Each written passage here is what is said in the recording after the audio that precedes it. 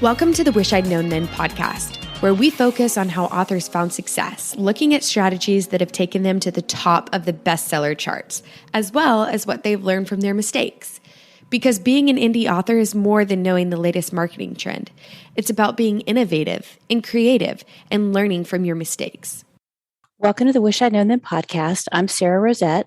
And I'm Jami Albright. And this week on the show, we're going to answer your questions. Yes, this is an Ask Us Anything. So we're going to do a quick update and then we'll jump into those questions and run through them and give you our best answers. So, Jami, what have you been doing since we last talked?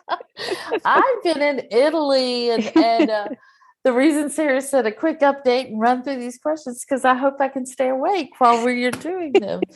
Our flight home was fine, but until we got to New York yesterday, and then it got delayed. And I was trying not to get asleep on the flight because I wanted to wait, Get back on the right time and everything. Exactly.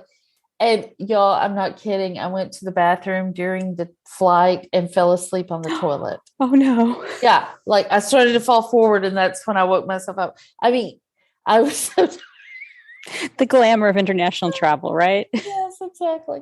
But we had a great time. I mean, my daughter, this was my Christmas present, the flights and some of the hotels. And then we sort of split the activities and everything. But it was very generous and very sweet. And I am telling you right now, we had the best time.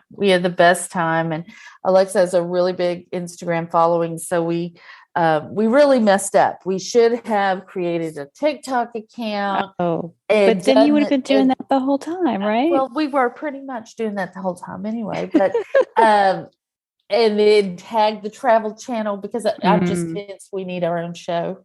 It was so funny. Like we had just gotten to Venice, and I did something. I don't remember what it was. And she said, "Why are you doing that?" And I was like, "Oh, I don't know. When in Rome."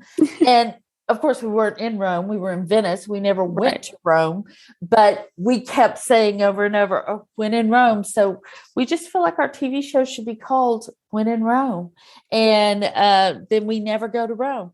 But I love it. It was hilarious.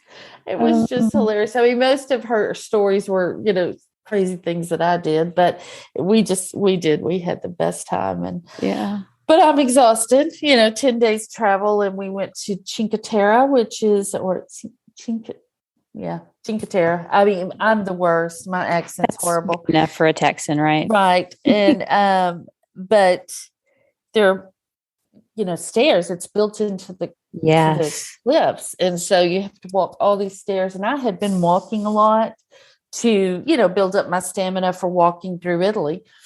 But I should have added stairs to my regiment. Oh my goodness!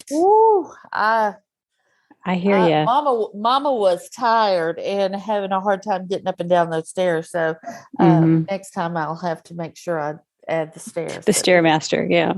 It was great. Yeah. So, what was your favorite thing to see?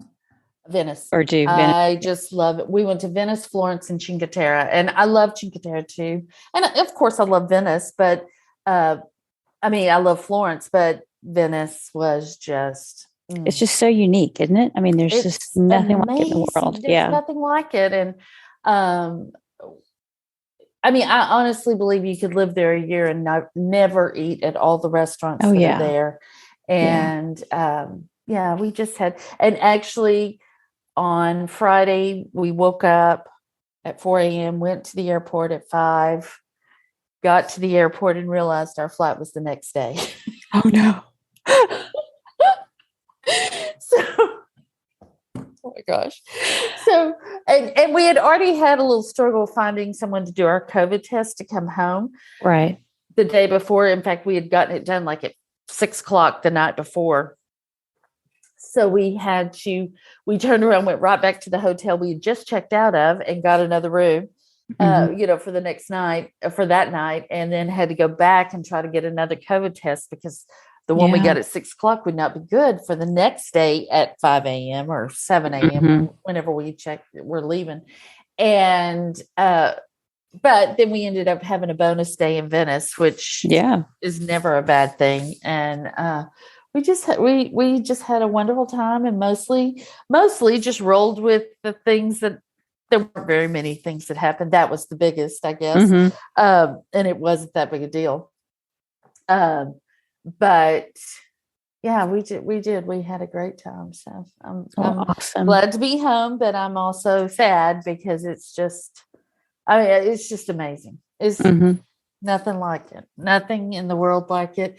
And Italy itself is just amazing. We saw the Statue of David, and I knew I would be impressed, but I like, it was breathtaking. I gasped when I saw it. It was just so remarkable, just beautiful and remarkable. And so, I'm glad we got to do it.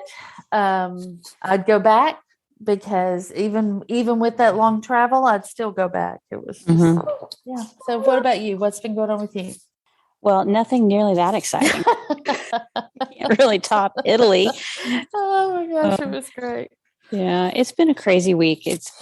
We are getting new countertops, and and I thought, we're not recording any podcasts, these like about a week and a half, and I'll be able to get so much done. And we've had people in and out of our house, just all day, all kinds of doing all kinds of things and noise. So I did get some work done, and it's good. Pretty good, but sometimes I feel like it's amazing I ever get anything done. Yeah, I know. But just pressing on, doing what I can. And so, and then I did get some words written for, I joined Daniel Wilcox set up the fundraiser for the Ukrainians, for Ukraine. And I think when this goes out, it will be the last day of that fundraiser. So if anyone wanted to get involved, you could go to activatedauthors.com/Ukraine and sign up for one day and participate. So, but that was fun. It was, to do, you just kept track of your word count in a spreadsheet, and it was neat to see where everybody was from. And their writing. So that was kind of cool to see. So that's great. So that's what's going on. And mentally, I've had some trouble concentrating with just all this stuff that's going on in the world. And it's it's hard not to. It's hard. I mean, while we were in Italy, we were having this wonderful time, but then it was like, you just almost feel guilty because, it's just hard. And it's, it's just hard to complain about anything for sure when you think about those people. And for any of our listeners who have family or friends or in Ukraine or have fled from Ukraine, our hearts are with you. We're praying for you. It's just, it's very hard. It's just hard to, and because everything's so real time, because of social media and everything, it's just super sad. It can be very heavy. Just our hearts, And not to make it about us at all, but because they're the ones that really, but it's because go back to strengths. I'm top 5 empathy. So me too. Yeah. It impacts me, and I can't get it out of my head. So not that I want to, but it does. No, not at all. But everything. So anyway, that was going on too. So that was kind of just, so anyway, that's what's been going on for me. Not anything like Italy, but I'm happy to live vicariously through you. It was just so great. we did a cooking class in this lady's house in her home, and that was just amazing. It was just like we walked in and just started cooking. It wasn't commercial or anything. It was just so great. It was awesome. So great. Yeah. But if anybody wants any recommendations for Italy or activities, let me know, and I'll give them to you. And then if anybody knows of any other ways we can get involved or help or contribute or anything for Ukraine or the people of Ukraine, post it in the Facebook group. Yeah. And I'll put a link to, I did a little tiny mini episode last week with some things that different listeners had recommended. So we can link to that in the show notes if you want to get back to that. So that'd be great. All right. Well, let's get going on these questions before the last remaining brain cell I have is no longer. Yeah. Okay. All right. So Renee asks, how do you record audio yourself? What is the equipment you need? How do you edit, etc.? So I'll put some links in the show notes, but we did do the podcast about how we do the show. That was episode 100. So that will be in the show notes, and it kind of goes through step by step everything that we do. Yeah. So we use Zoom, and I've used, for my podcast that I do that's just me, I use Hindenburg. It's a software that makes it super easy to edit audio. So we just use Zoom. We keep it as simple as possible. And then we hand off the editing to Alexa because neither one of us wants to do it. Yeah. Alexa, my daughter, not Alexa, the AI. Yes. Yeah. And then we just, neither one of us really use a special mic. I know a lot of people do, and good for them. I talk with my hands. So it's really hard for me to use a freestanding mic because I hit it. So my Apple headphone things, not the AirPods, just the old fashioned headphones, work really well. And so that's what we do. Yeah. So we keep it really simple. Real simple, because we're simple people. Yeah. And then Renee also had another question. Does death in the cozy mystery always have to be someone who is bad or villainous? I've been given this advice and I don't buy it. So I'm going to let you handle that one. Okay. Well, I don't buy it either. I think the reason people say to do that is because you have like a cozy has a lighthearted tone. And if you have somebody who's really sweet and nice die, it's like, it's kind of sad. Whereas if it's somebody villainous, you don't feel quite as bad for them. But you can do it any way you want. You can have your victim be, really sweet or really mean. And you just have to make it where you don't linger on the sadness of it. I think if it's, I read a cozy one time where it was a grandmother who was killed, and I was like, that's kind of sad. I didn't really like it. Yeah. So you just have to watch the tone, I think, is the deal with that. Right. Yeah. So Jill asked, is there an ideal number of books for a series? Someone recently told me there was a sweet spot. The sweet spot was 4 as far as maximizing profits on book sets, etc. I've also heard write as many in a series as you can to promote read through. And she wants our thoughts. So I would say if you have a series you can keep writing books in, then keep writing books in those. I will tell you that I honestly, I don't know if it was a mistake. I really don't know. And I won't know until I've sort of finished this Small Town Royalty series. But I was writing the Brides books, and those books were super successful. And then when I switched and wrote something different, things changed. But also that happened right before COVID. And so I don't know if things changed because of COVID or if they changed because of the what had happened anyway. Yeah, exactly. Yeah. But I have 4 books in the Bride series. It's great for profit and read through. But if I had more, I think that I would have even more profit and read through. So the people who write as many books as they can in the series, I think they do really well. So that's my advice. Yeah. How about you, Sarah? What do you think? Well, I would say that it depends on what kind of series you're writing. Because that's true too. Yeah. So I have the How to Write a Series book, and I'll link to that in the notes. And if you're writing a flat arc series with a character who doesn't change a whole lot, like a Miss Marple, a Perot, Jack Reacher, you kind of know what you're going to get. And it's more like, those are more episodic.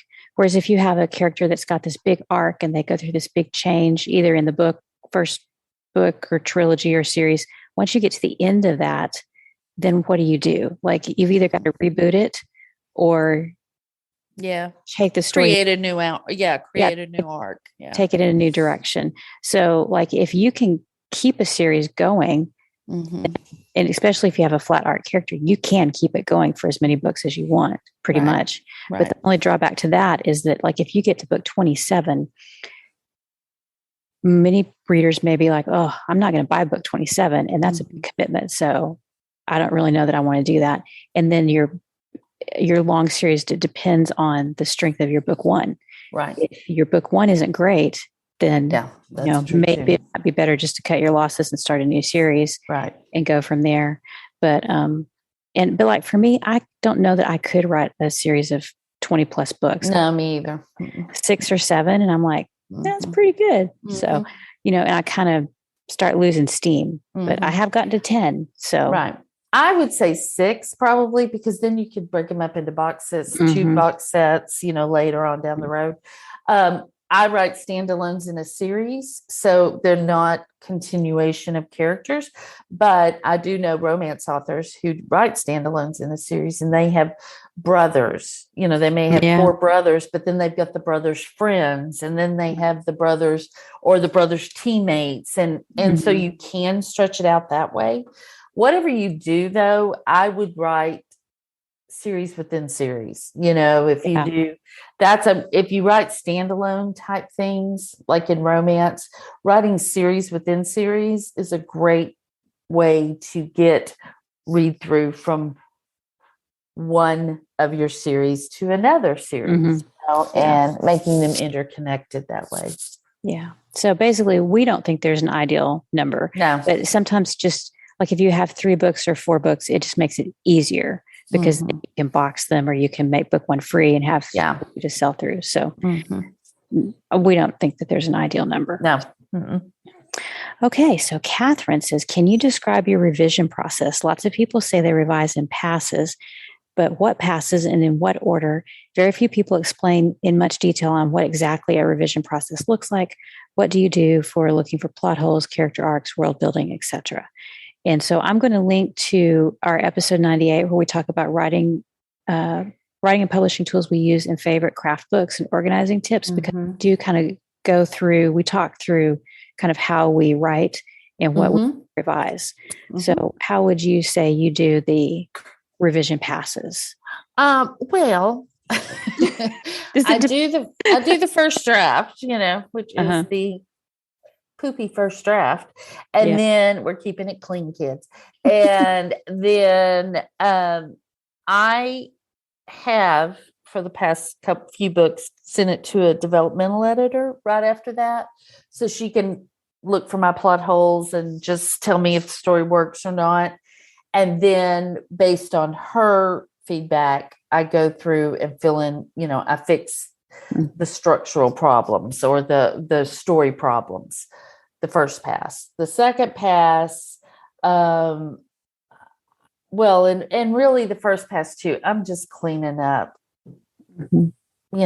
messy writing, basically, because I don't write clean first drafts. I'm taking out all my telling and putting showing, if I try to, when I'm writing my first draft, to show, not tell, but sometimes I don't as well as I need to. And so I do that along with the story issues. And then the next pass through is I'm making sure, like all the senses, the sight, smells, touch, like I'm filling in, I'm putting things on the wall, basically, you know, so that, and adding emotion, to the book.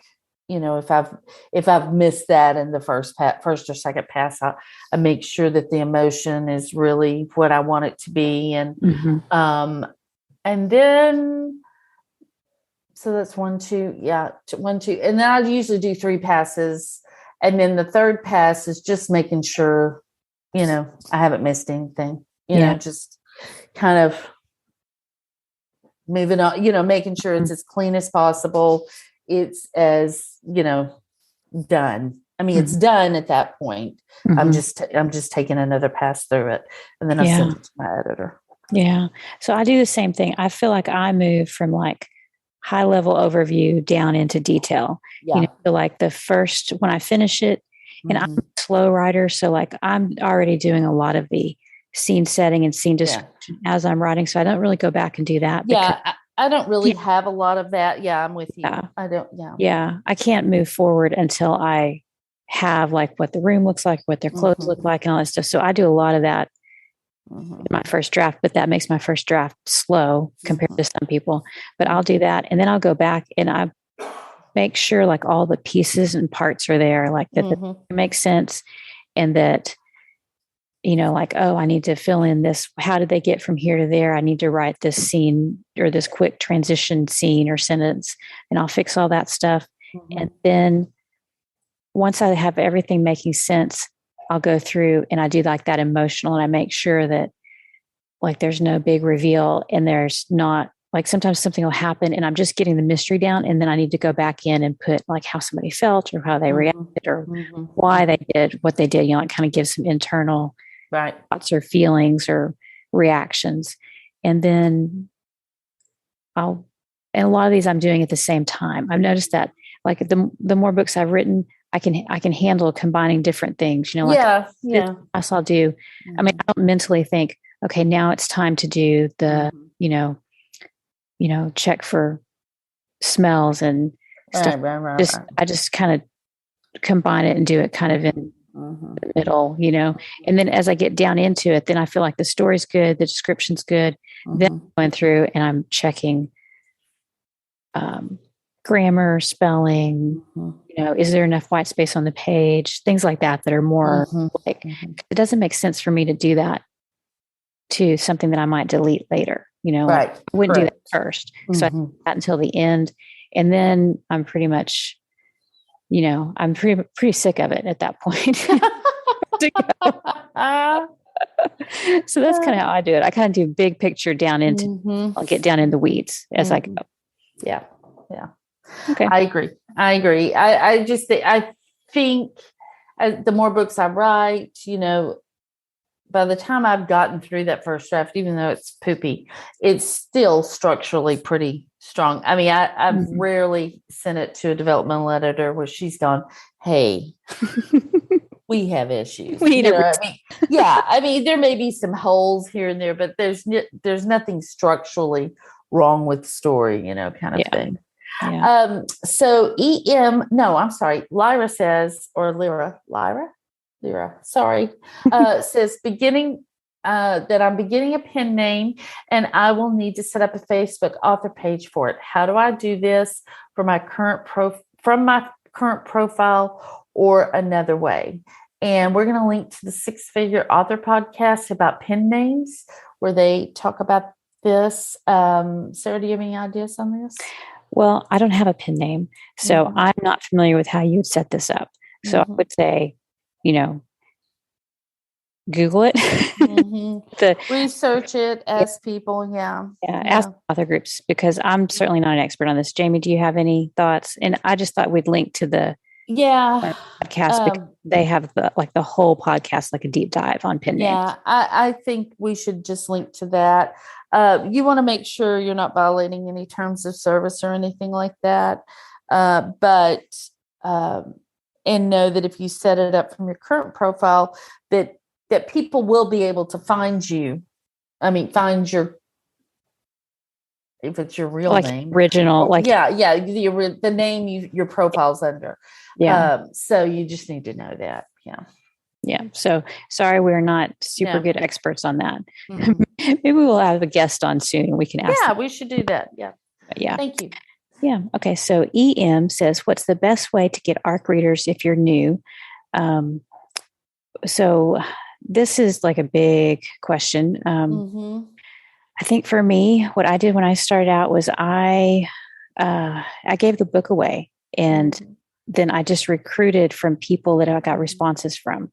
So I set up giveaways at Goodreads and Library Thing.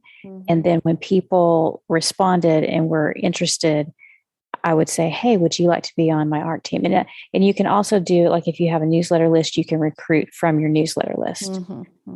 So, yeah. Do you have any thoughts on that? Yeah. If you're new, the best way is, I think, to use something like Booksprout is a good way, because they have affordable plans like, I think for $6, you can get 25 reviews. You can give away 25 copies for $14. These are per month things. Then you can do 3 campaigns and have 50 reviews. I checked before we got on here. They have a couple of other plans that are good too. But when I started, I used a service called Shifted Sheets, but I don't know that they're doing the same sort of thing now. But it was similar. You could probably find genre-specific promotions, right? Yeah, Hidden Gems, don't they do something? I'm not sure. I haven't ever used them, but I would say, like, whatever genre you're in, ask in author groups and do some Google searches and find out, because there are a lot of promo sites that can help with this, that can help get your book out. Right. And then as you build your email list, and I've talked about this before, but that my automation series, the last email in my automation series, I ask people if they want to be on my ARC team. So that's a good way to build your ARC team out, as you get more people, because they're your readers. They're people who do like your books. So that's a good way to do it. So and there are a couple of services that are just not very expensive that do it. Any other thoughts, Sarah? I'll just link to our episode 31 about how to get and use reviews, because we go pretty in depth into that, like how to find reviews, professional and reader reviews, and kind of cover all kinds of different options and ways to use them in your marketing. So right. So I'll link to that. Yeah, that's good. That's a good idea. Yeah. So Maya says, I'd love to know more about marketing on a budget and finding readers, especially how it might look in post-COVID world. We're going to link to episode 64 of our podcast, where we talk about, Sarah and I talk about newsletters and answer other burning questions, because I think we talk about this a little bit there. But I'm not sure even in a post-COVID world, it's going to be that much different than a pre-COVID world, frankly. There are ways to market on a budget. It's not super hard. One of the ways simply is especially if you're going to launch a book, but running promos on your books where your book is 99 cents or free, and you do some of the newsletter promos. They're not very expensive. They're a good way, if you have multiple books, they're a good way to keep things moving. I actually probably need to do more of this. If you're launching on a budget, then launching at 99 cents and running newsletter promos is a good way to, in my opinion, to get your book in front of people and be able to have people see it for a smaller budget. If you're working with a smaller budget, that's my opinion. Yeah. And if you have multiple books, first in series free, always a good thing, because you can put that book for free. Yep. You advertise to it on these smaller sites. And if you just set up a little list and rotate through it and don't hit them all like say month, you can kind of spread it out and get people reading through.